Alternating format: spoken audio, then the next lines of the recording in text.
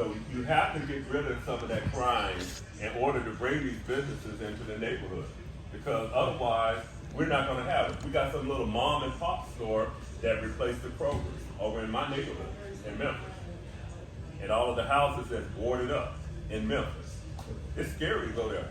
I have people don't even want to go outside. But no, really, guys, I'm just being for real, that we need help in our neighborhoods to clean up our neighborhoods. And these guys, they do it. They help. Do things go perfect all the time? No. Are there people that's upset about how when we go in the neighborhood and people go to jail or whatever? Yes, they're upset. But the thing about it is, we have a lot of people. I have an aunt that lives in Memphis right now. She's afraid to go outside at nighttime. She's afraid. It's not because of the police. It's because of people that live in that neighborhood. I mean, there's shootings after shootings after shootings after shootings in Memphis, Tennessee right now. And you know how it is in Chicago. What's that lady from Chicago? She told me today that she moved away from there because of crime. Left the police department because of it too. Yeah. So we got to get some help in these neighborhoods, and police have to do the right thing by building relationships and by interacting with people like this here. Okay? And we just have to work together to try to resolve some of the problems that's going on in the neighborhood. Otherwise, these neighborhoods, we're not going to have Starbucks. I was reading on the internet, they were talking about the Starbucks down there in New Orleans. They're about to bail down there on Beale Street because of the crime down there on Beale Street. Starbucks is leaving. So I'm telling you facts. These are big businesses and corporations. They don't want to be in an area that there's a lot of crime. Okay? So we have to clean up our acts, you know, and my same aunt said this here, and this here resonated in my mind. She said, we got to look in the mirror. We got to look at what we're doing and not blaming everyone else. What we had a problem with was parents knowing their children doing what they're doing. As long as it's not in their house and it's outside, they fine with it. But once it comes in the house, now it's a problem. But people don't understand. They don't ask to be there. They're called. They're not trying to get in your business. We're in your business because somebody made a phone call. But then you're mad at us when we show up. Half the time, I just want my Chick-fil-A. Half the time on Sundays, I just wanted to relax. But we had to be there. And people always wanted to blame us. And like you said, nobody wants to look in the mirror. But when you out there fighting with your kid, how you expect the kid to learn when you right there along with it? And you making it worse. And you're right, they said you can't snitch. But if you're not part of the solution, then you're part of the problem. I'm not a part of that lifestyle. I don't understand. subscribe to that. I call the police. Right, you And can I call the call the police. policing office. Hey, Johnny over here at Right. 227. Right. Some strange activity. But then when his mom said Johnny didn't do that, and I know Johnny didn't do that, but Johnny doing it because she getting the profits off of it. Let's switch it around. What about when she's driving down the street, minding her own business, and then a cop pulls her over for what she reckons, what she believes is no reason, and then the cop is giving her, your car fits the description, can I search your car, blah, blah, blah, and she's just getting off work. Or, I'm not just pointing you out. Use me as an example. I'm with You know, Yeah, you can use that all day, but also Francis, you answer that. But basically, if I could ask the police officer one thing, and I'm glad I walked in, how do you get a police officer to de-escalate? The best way that I can describe, and it's not in a negative sort of way, but it's a loaded question because it always depends. So we're trained to de-escalate, and I think that's more of a generational thing. You're seeing a big change in law enforcement that's pushed, and that's something that we do. I hardly get any uses of force. I hardly ever have to do paperwork because of my use of force. But there's a certain time that you can't just de-escalate the situation. Sometimes I have to be that aggressive because if I let somebody just start walking all over me, then I start to get hurt. Then the situation just gets worse. Say I go to a domestic, right? my ultimate goal is to stop that, de-escalate. Like they're fighting, let's not fight. But if they're letting their emotions go up, it's like, hey, no, I'm going to physically remove you from this situation since you can't just take a breath and calm down. I understand what you're saying. Yeah. What I believe is there should be like a PO box or something like that, and everyone has like a little application thing, and if they run into a bad cop, they should be able to fill out that. We have that. It's called the Sandra Bland Act. Okay. Yeah. And then like at the end of the month, okay, Officer Johnson has 1 complaint. Officer Taylor has 5 complaints. Officer Williams got 15 complaints. Okay, we need to pull Officer Williams off the street and see what's really going So on. that's already in place. There is So a- what you're saying is it's already in place. And see, a lot of the public don't know that. So it's already in place. So when an officer has so many complaints, it's called blue team, then it's automatically flags our internal affairs that this guy has received so many complaints. Now, let me tell you about this here, where there's a problem. If you work certain areas of town, you're gonna get more complaints than if I worked up in Cottonwood Valley area of Irving, or Valley Ranch area of Irving, or Hackberry Creek.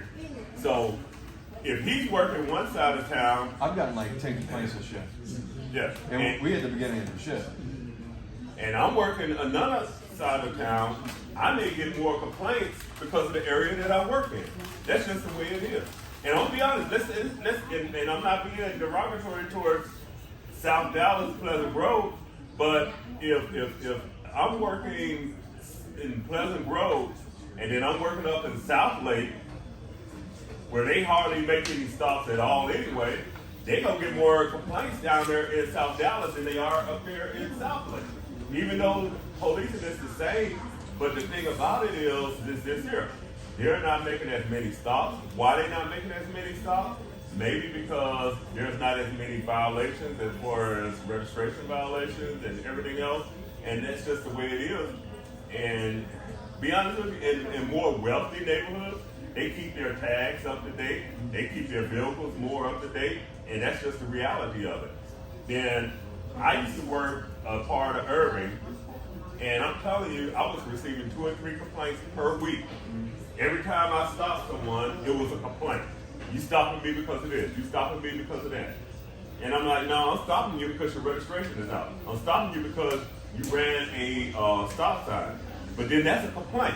They want to complain about it, saying that you're picking on me, even though they were wrong. But they want to complain about it. I have a question. So I know we talked about different cities, right? Mhm. So let's just say, let's focus specifically on one city. Irving. Okay. So you with 10 other officers can work Irving. Maybe instead of comparing Okay, that's complaints from city to city, you look at the police district that works in the same area, Mhm. and if this police officer, to his point, is getting more complaints than the other 9, then that should raise a red flag. So- I think that's what he's I saying. got a little bit on that. So, some officers work more than other officers. Some officers say they work in a busy area where there's a lot of reports, so they're not going to be making as many stops, right? That will generate those amount of complaints. See, for me, I'm generally just in the area. I'm not assigned to one area, so I pull over a whole lot of people. I get a lot of complaints. But my supervisor, say he's my supervisor, he watches my camera before he takes a complaint to where he can get the full story, and then he calls the person that's complaining and is like, hey, what's going on? What happened? And then he gets the story, and but to wrap it up, they look at what happened and they say, hey, this is what happened. Like this, the reason why you're complaining is it's not justified to document a complaint. So, for instance, I was on a traffic stop. This is the most recent one. I pulled somebody over because they were going like twice over the speed limit on Beltline. And I pulled them over, and then somebody came up to me, just started like, came to my traffic stop right in my face, and was like, what are you doing? You're blocking the road. I'm like, get back. Like, let me deal with my job. I'm doing my job here. Back up. And he keeps yelling at me, cussing at me, getting in between my car and the other car, like in my grill. And I just tell the guy to move, and I go up to him and I'm like, all right, do you want to talk to me? Come talk to me. Like, you have an issue, come talk to me to where I can explain what's going on here. And he didn't want anything to do with it. We called my sergeant, and I was like, I mean, he interfered with a traffic stop. I didn't arrest him. I could have arrested him because he interfered with a traffic stop, but I didn't. And I still got complained because I'm doing my job. So that's the issues that we have, complaints like that. Now, to your point, and I get to you in a second, let's talk about Irving, okay? I used to work on a certain part of Irving where I'm telling you, I was receiving 2 or 3 complaints per week. Okay, thanks. All right, y'all. Y'all have a wonderful day. Bye. Yeah, have fun. Thanks for teaching me. Yeah. So I was receiving 2 or 3 complaints per week here in Irving. Whereas a counterpart of mine that worked further east Irving wasn't receiving them complaints. Why? I was making a lot more traffic stops than the other officers on the east side of town. And the part of town that I was in is complaint after complaint. Every time you stop them, it's a problem, it's a problem, it's a problem. I'm telling you. Beltline and Walnut Hill, here in Irving. Complaint, complaint, complaint, complaint, complaint. Now you go over there to the east side of Irving, I say for instance around Northgate and O'Connor, over in that area, you make the stops, you don't get all of the complaints every time. If Officer Williams has 15 complaints or 20 complaints, can we rotate them out of the area and put them to where the rich area is? And it don't have to be the rich area. It don't have to be the rich area. If they rotate them out and they take him to another area of town and he still has the same policing making stops, do he get as many complaints? Maybe not. Maybe not. They can rotate them out and take them and with another officer in that area, but I can tell you this much right here. In certain areas of Irving, if you get stopped, they're gonna complain. Bottom line, it's gonna be a complaint. I don't care what officer, if that officer is doing his job making stops, they're gonna complain, period. That's just the way it is. No matter what officer, if he's doing it. Now what happens is, the officer to avoid them complaints, there's a thing that's called pushback for officers. Officers now are not making these stops. They're driving around with blinders on. And as a result of that, more people are dying. The crime rate is going up. So that's a way to reduce the complaints. Don't make the stops. Let people do what they do. And then you go and take the report. But people are dying as a result of that. Now that one officer that's out there being aggressive, making proactive stops, he's getting guns off the street, he's getting drugs off the street. Whereas the other officer that's not getting the complaints, he's going taking the report after the fact. So there's a pushback with officers policing. And as a result of the pushback, more people have died. You look at Minneapolis, where George Floyd was killed at. There's so many people that have been shot and killed up there in Minneapolis after the fact. Police officers pulled back. They stopped enforcing. They stopped being proactive. Atlanta, Georgia, the same way. There's a 6-month-old that was shot and killed in Atlanta, Georgia in January of this year. 6-month-old. Beginning of the year. Police in Atlanta pulled back. How do I know that? Because I know some Atlanta police officers. So they're not making these here stops, these minor traffic violations that were getting the guns and the drugs off the street. That kid got shot. And y'all done heard about, the lady from Chicago is gone now, the kids that's been shot by stray bullets in Chicago. Now, had the police been out there proactively stopping people for minor traffic violations and able to get that gun off the street, maybe some of these kids will still be alive. Maybe. So that's the problem is, yeah, you can avoid them complaints. You just drive around and then when you get a call, you go to it. Or you can go out here and you see a minor traffic violation and you make that stop and get them drugs off the street and guns and then they complain. And then you finish that arrest, you go out there and do it again and then they complain. Or you could just go take a report. I had a cousin that lived in Memphis. This is how I knew about police stopping people coming from out of state in Memphis, because my cousin was a cop there. And this is what he told me in one neighborhood there in Memphis. He said that They generally take 3 officers in there. They don't go in there and patrol in that apartment community because it's so bad in there. And when they go in there, they always take 3 officers in there with them, a minimum, for everything. But the point is, they're not going in there proactively policing. These guys are in there just killing themselves. That's how bad it is.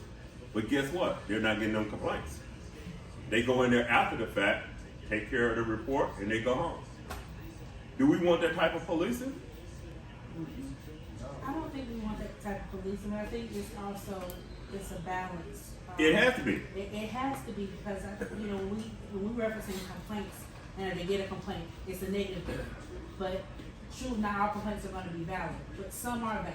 Some are. We have to acknowledge that as well. That is true. We have to acknowledge and figure out, what's the next step. What is the course of action that we take when there is a valid complaint? Because if we're going to work together in the community, police, there has to be a certain level of trust and respect. And you have to make those aggressive steps when you are dealing with someone that's in the criminal life. But not everyone that you pull over is going to be a criminal. You're absolutely right. So you have to know how to approach them. You have to know how to not escalate a situation when there's no need for it. You're right. So, to your point is, can a civilian go in and try to de-escalate a situation? Sometimes you don't know why that officer made that stop. You don't know why what this person was accused of doing.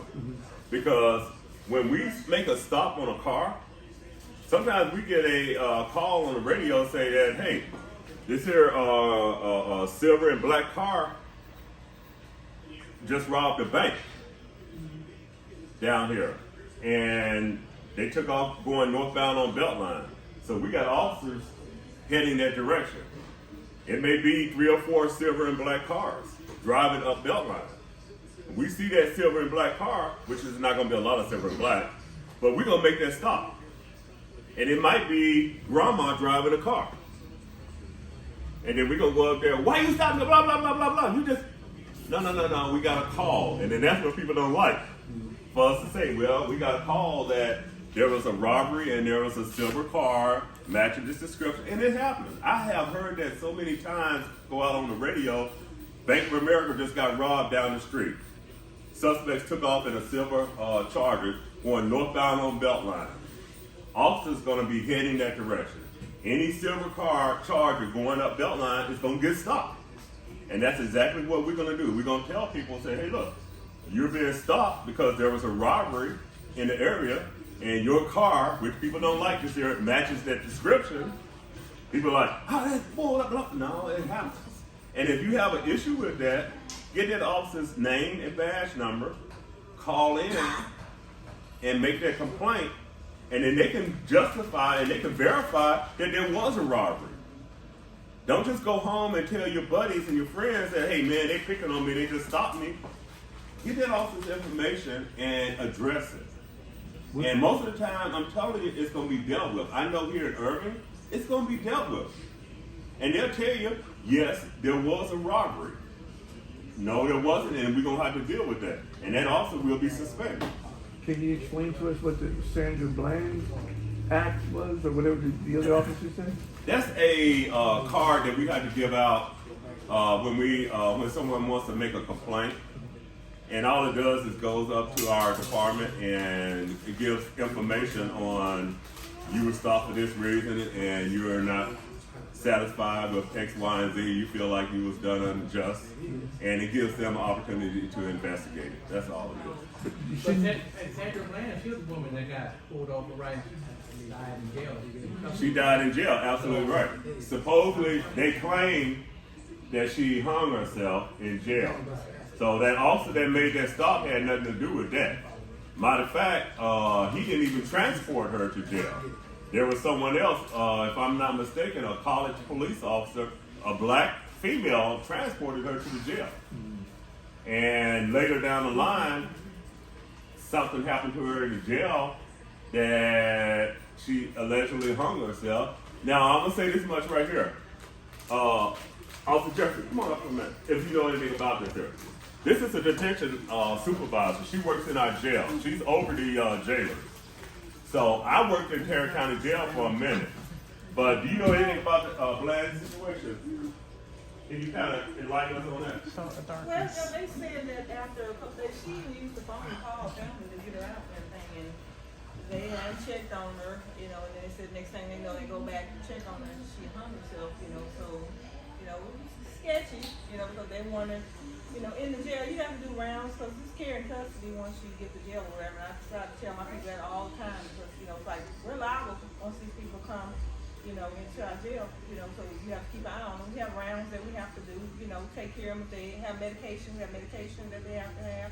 When the officer brings them in, we have to make sure that, hey, you're not bringing me, you know, someone that, you know, is not supposed to be here, meaning they need to be medicated or, you know, need to see a doctor before they come to jail. Because I'm not saying like, oh, well, they did this here, so they can't come in. It's like, no. High blood pressure, diabetes, or whatever, we have to check that stuff out before they come in there because that situation could happen, you know. And we have had, you know, people commit suicide in the jail, unfortunately. You know, we don't know, you know, but you have to do your due diligence to make sure you take care of that. So I think it was sketchy with that issue in their jail, you know, because they were saying, no, she didn't hang herself, whatever, because we just checked on her or somebody missed around. So you run into all that once it's time to go to court, you know, so. And they were saying she had, family said she had some mental issues. Yeah, they said that she had attempted to kill herself before. But a lot of times things don't come out, and I can tell you, you know, if you look at the surface of it, sometimes it looks bad, but when you start digging into it a little bit more, you find out a little bit more about a situation. It's like, oh my God, I didn't know that she had these mental problems before, but sometimes the news don't broadcast that. They give you a few minutes of this, and that, and then they leave it. But you know, if you go back and you do some research yourself, and I don't know about the Sandra Bland deal, you know, but I know that the officer didn't even transport her to jail. You know, he was a state trooper. He called for a backup, and the backup was some college police officer. Yes, sir. Will cops hold other cops accountable? Yes. Because I think sometimes there's like I don't know, like he was saying, I'm like used to an extent. I see a lot of stuff on the internet all the time, and I know what you're talking about with the de-escalation. And in any profession, you're gonna have good and bad. That's absolutely right. You might have a good barber or a bad barber, right? You're right. And I've heard stories and seen stuff where cops might fill out a report, but that's not what happened. So how is that? How do those cops be held accountable? If the supervisor finds out about it in Irving, I can speak for Irving. Okay, if they fill out a false report in Irving, they would be arrested in Irving and fired. But see, you don't know everything that goes on in every department. It's just no way you can know what goes on in every department. Fort Worth just arrested one of their officers. He ran someone on the computer system. Yeah, that wasn't supposed to. See, that's rare that they even broadcast stuff like that. But they're starting to put it out there. But it has been going on for years. I know, I've been an officer now over 31 years. I know it happens. But it's not something that we broadcast to everyone because there's a lot of murders, shootings that happen that no one hears about. Did y'all know we had a shooting in Irving, a murder in Irving yesterday morning? No. The news didn't even broadcast it. There's so much that goes on that there's no way the news can broadcast that a 14-year-old girl set up a robbery and it went bad and the guys ended up dead, shot and killed yesterday. So, no. Did the news know about it? Did you guys know about it? No, you didn't. So my point I'm making is when an officer is disciplined for something, then you guys don't know about it all the time. Officer, as far as like de-escalating and like you said, if you write a complaint, it goes up. Just like you said about the mom